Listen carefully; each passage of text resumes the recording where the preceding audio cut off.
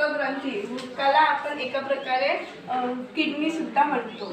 आणि renal artery ही जी red कलरची असते ती रिनल आर्टरी असते. त्याला वृक्कधमनी किंवा किडनी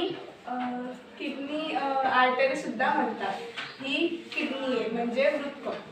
आणि ही रेड कलरची आहे तीच ॲब्डॉमिनल एओर्टा सुद्धा आहे. तिला पृष्ठमहारोहिणी असं म्हणतात. युरेटर म्हणजे मूत्रवाहिनी. ही जी ट्यूब सारखी दिसते ती युरेटर आहे, तिला मूत्रवाहिनी म्हणतात. आणि ही बॅग लाईक स्ट्रक्चर आहे म्हणजे बॅग सारखं दिसते त्याला युरिनरी ब्लॅडर म्हणतात म्हणजे मूत्राशय. आणि ही ट्यूब सारखी दिसते तिला युरेथ्रा म्हणतात म्हणजे मूत्रोत्सर्जन नलिका. आणि ही ब्ल्यू कलरची जी वेन्स आहे तिला रेनल वेन्स म्हणजे किडनी वेन्स सुद्धा म्हणतात. ही जी फुलांच्या पाकळ्यांसारखं दिसतात त्याला मिडल म्हणजे मध्यांग म्हणतात.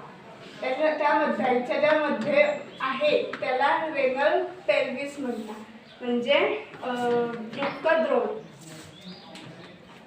आणि हे जे असते ते बाह्यांग असते कॉर्टेक्स. हे रेनल कॅप्सूल म्हणजे संपूर्ण, ते युरेथ्रा.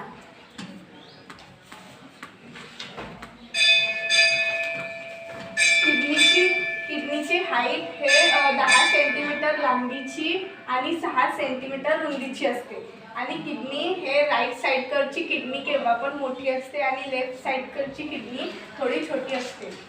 ही जी राईट साईडकडची किडनी आहे ती वर राहते आणि ही खाली राहते. ते थोडंसं खालीवर झालं आहे.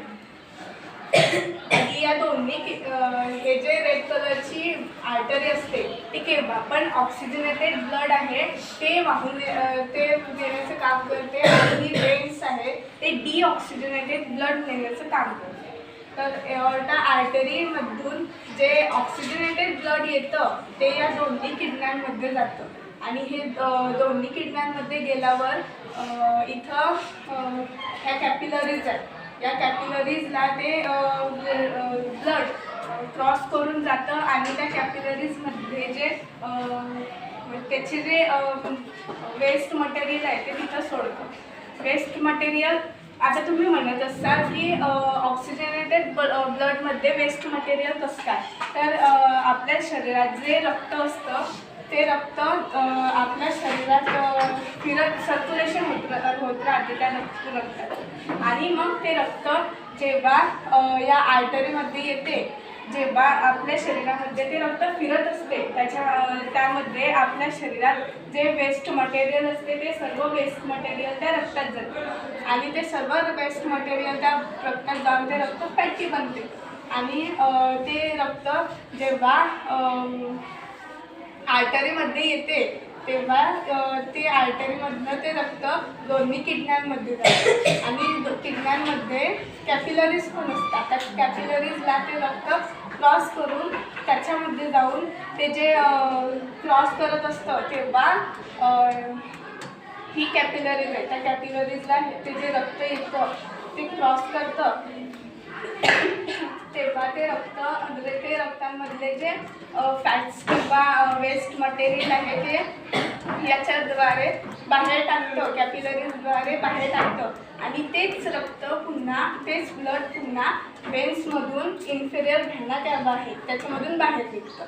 जेव्हा ते रक्त एओर्टा आर्टरीमध्ये येतं तेव्हा ते ऑक्सिजनेटेड असतं. आणि जेव्हा ते ब्लड आर्टरी वेन्समधनं जातं तेव्हा ते डिऑक्सिजनेटेड होतं. जेव्हा हे ऑक्सिजनेटेड ब्लड येतं तेव्हा ते डर्टी असतं आणि जातं तेव्हा ते क्लीन असतं. कारण आपल्या बॉडीमध्ये ते सर्क्युलेट झाल्यामुळे ते जे बॉडीमधले फॅट्स किंवा वेस्ट मटेरियल आहे ते त्या ब्लडमध्ये येते. मग ते ब्लड ऑक्सिजनेटेड याच्यामध्ये जातं आणि मग कॅपिलरीजला क्रॉस करून मग त्याच्यातले ते जे वेस्ट मटेरियल असतात ते इकडेच कॅपिलरीजमध्ये डिफ्यूज होऊन जातात. मग ते ब्लड डबल जेव्हा वेन्समध्ये जातं तेव्हा ते ब्लड क्लीन होतं. कारण जे वेस्ट मटेरियल आहे ते तर त्यांनी इकडेच डिफ्यूज करून टाकलं ना, म्हणून ते जेव्हा वेन्समध्ये जाते तेव्हा ते क्लीन होतं आणि मग त्याला इन्फेरियर झाला केव्हाद्वारे बाहेर सोडलं जातं आणि हीच प्रोसेस परत परत सुरू